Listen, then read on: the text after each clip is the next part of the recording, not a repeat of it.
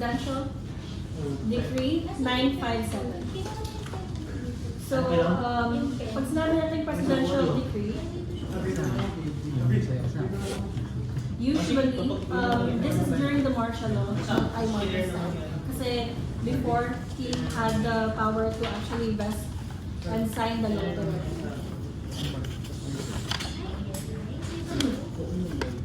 So, Presidential Decree 957 or the Subdivision and Condominiums Buyers Protective Decree.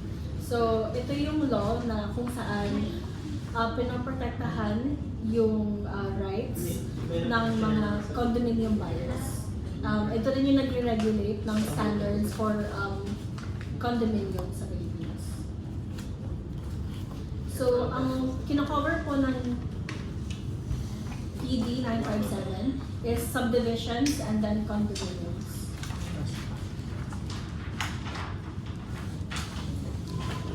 And kino-cover niya din yung medium cost and open market housing.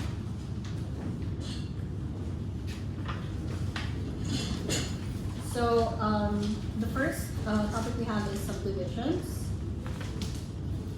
So may saleable and non-saleable ratio na to pagdating sa PD 957. So saleable ratio niya is 7% lang ng area of the project, and then 30% naman is non-saleable. So mamaya, we'll discuss kung anong parts ng project is saleable and non-saleable. So, yan. Yung mga non-saleable areas, parks and playgrounds, community facilities, and circulation system. Ito yung mga areas na hindi pwedeng ibenta.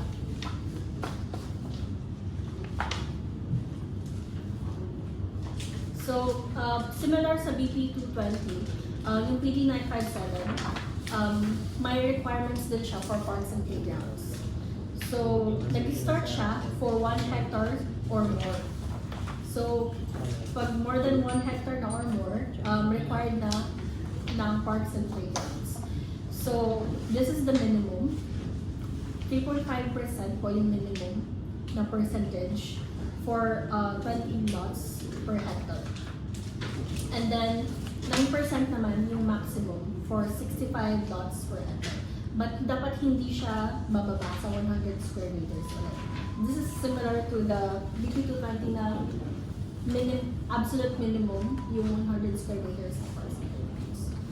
So, we have here the table showing, for example, the density of number of lots or dwelling unit per hectare. So, dito nakalagay, yung absolute minimum niya, allocation and percentage gross area is 3.5%.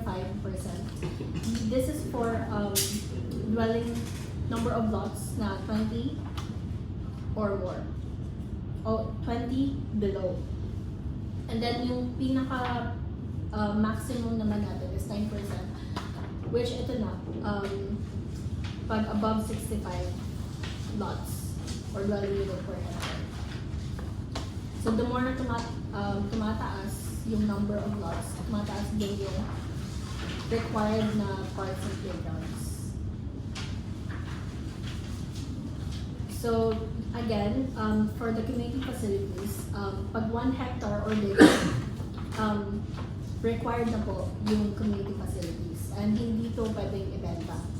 Like, hindi, parang it should not be privately owned. This is, the community facility is for the users' needs, common needs. So again, we have here the table. Facilities according to the number of saleable lots or dwelling units for subdivision projects, 1 hectare and above. So, similar concept lang din siya dun sa table na pinakita ko kanina for BP 220. Ganun din dito. So, for the number of saleable lots or dwelling unit, like for example, we have 100 to 499. So, dito makikita ko ano yung mga required na community facilities. Like neighborhood multi-purpose center hanggang sa tricycles terminals.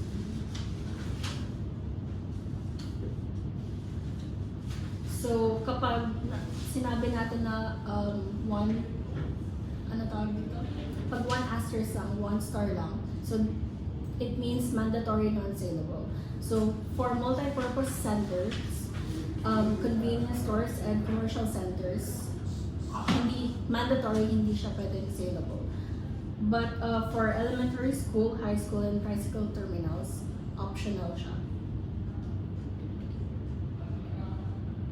And then, this is also similar to the hierarchy of roads dun sa diniscuss natin kanina sa BP 220. So, but here, we have here the open market and then the medium cost. And nakadepende siya sa project size range in hectares.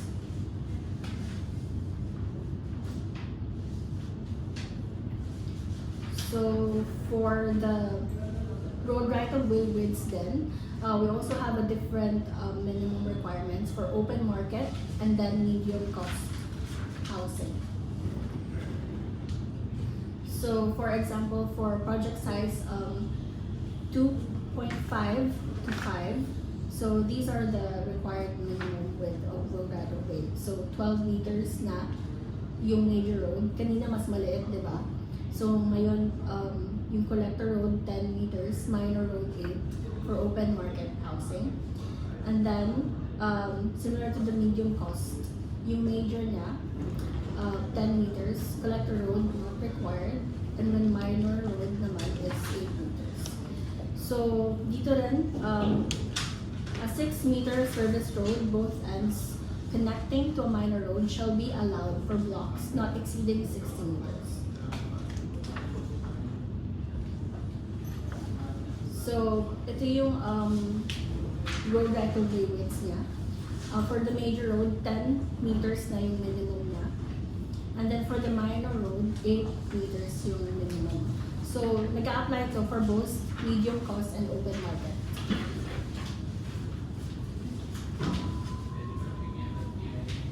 So, if you want to see like the price ceiling ng medium cost and open market housing, kanina nasa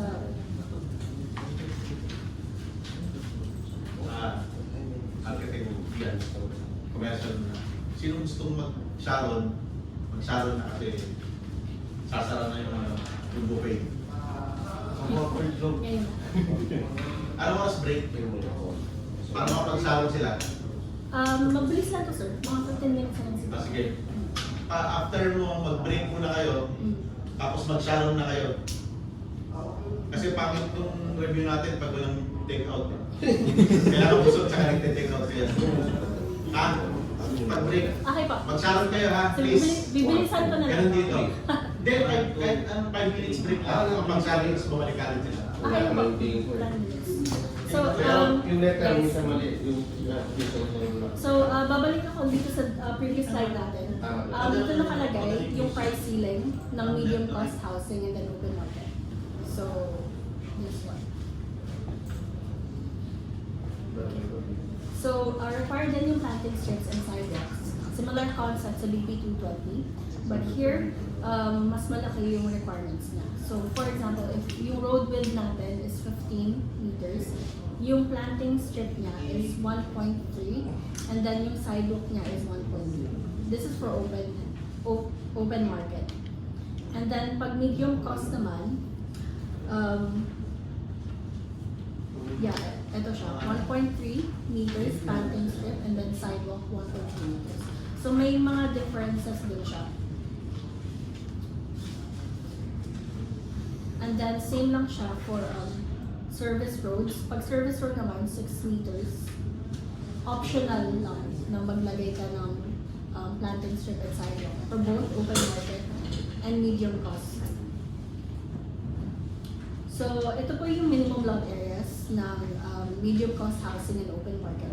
So, mas malaki yung minimum lot requirements sa open market kaysa sa medium cost.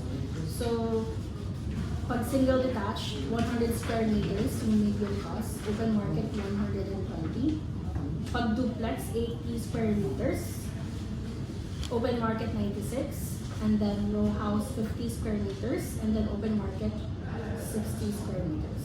So mas madaling tandaan yung minimum lot areas ng medium cost kasi ano siya, Oo, marami din dito.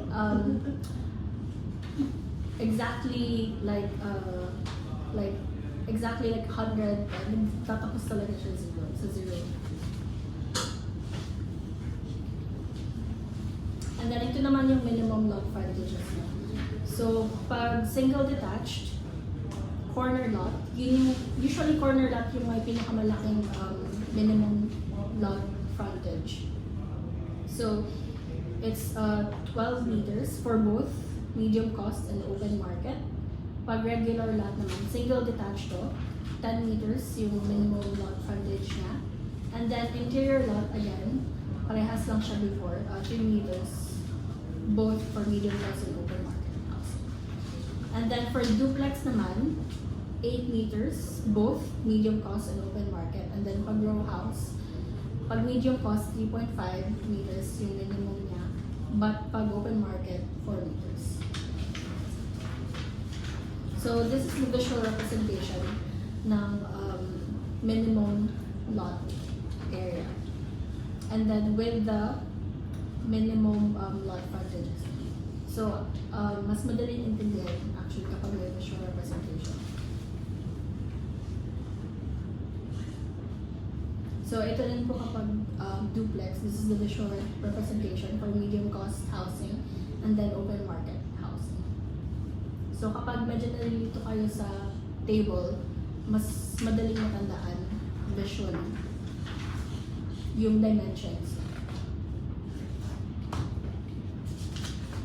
Similar to the minimum lot ng row house for medium cost and both open market, 4 meters yung minimum frontage niya. And then yung minimum lot area, 50 square meters for medium cost, and then for open market, 60 square meters. So more on figures talaga yung kailangan nyo tandaan pagdating sa PD 957. And then similar lang din yung sa block length niya. 400 meters pa din yung maximum length niya. Similar lang siya sa PPP.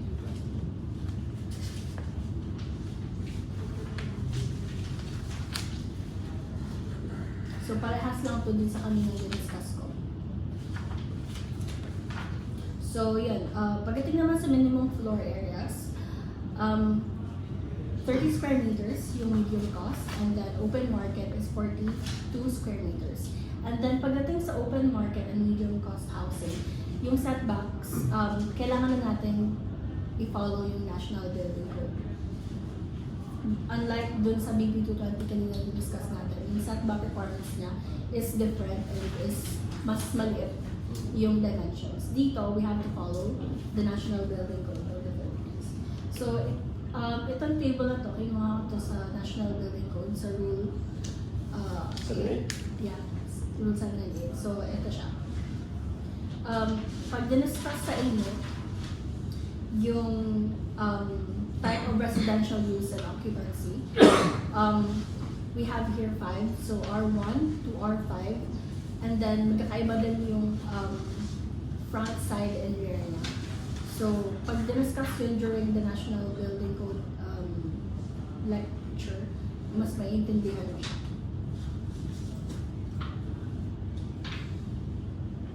So, here for example, pag R1, yung front setback niya is 4.5 meters. And then side niya, 2 meters. And then rear, 2 meters. So, we have different setback requirements for different residential use.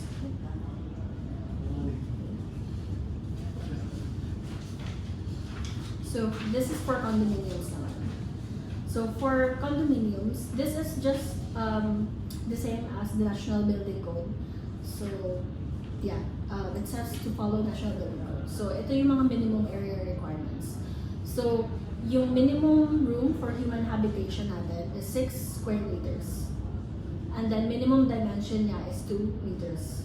Pagdating naman sa kitchen, yung minimum area niya is 3 square meters. And then, yung minimum dimension niya is hindi dapat mababa sa 1.5 meters. So toilet and bath, 1.2 square meters minimum, and the minimum dimension is 0.9. So ano lang to, National Building Code na yung sinusunod niya pagdating sa condominium minimum size of those apartments. And then for parks and playgrounds naman, for condominiums, magkaiba siya. Kasi baka malito kayo, iba yung requirements for open house, for open market, and then medium cost, and then sa condominiums. Kasi pag for condominiums, pag more than 10 condo units or more, saka i-require yung parks and playgrounds. And dapat yung project 1,000 square meters or larger. So kapag may public park na malapit, like within 800 meters range, pwede natin i-waive yung requirement ng parks and playgrounds for condominiums. So yun din, kailangan nyo rin pong tandaan yung differences niya kasi magkakaiba siya yung mga requirements niya. Lahat sila, from BP 220, required yung parks and playgrounds, pero iba-iba yung requirements niya per project type. So, dito naman, 50 square meters for 10 condo units yung required na area ng parks and playgrounds. And then, every additional unit, kailangan mo magdagdag ng 3 square meters. So, if papakompute sa inyo yun, for example, 60 square meters, 20 condo units. So, every units, more than 10 condo units, mag-add kayo ng 3 square meters sa computation niyo. So, for parking requirements, same. Kailangan i-follow yung National Building Code.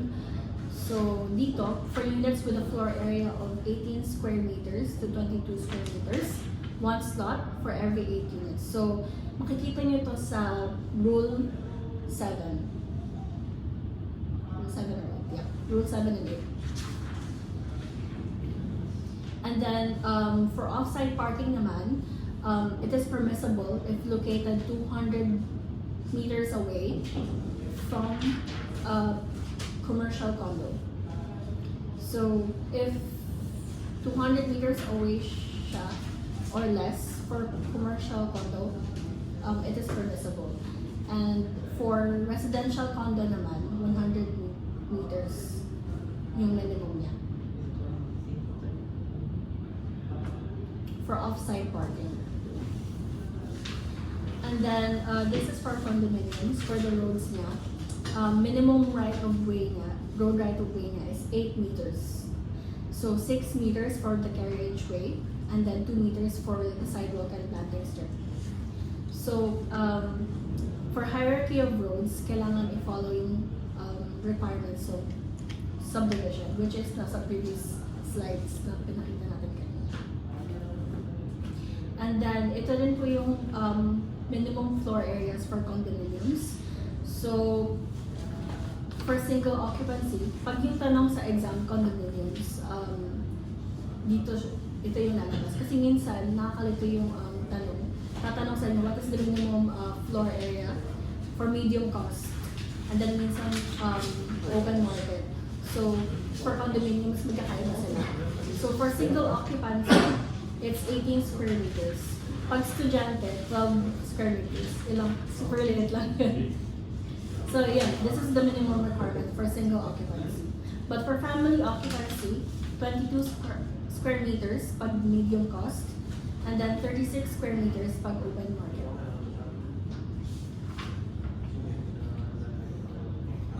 So minimum level of completion niya, so yun complete house based sa submitted plans and specifications. So, hindi siya katulad ng DP 220 na like absolute minimum yung required. So, ayan, that concludes our discussion for PD 957. Okay, any questions? May questions din? Ano na kayo? Kung wala, mag-break daw kayo para dalhin nyo na lang dito siguro. Kung wala pong questions, Sa table po, anong ibig sabihin ng do? Yung DO sa mga table? actually, yun yung sa research kayo. Pag send ko na lang po sa group chat na yung meeting mo.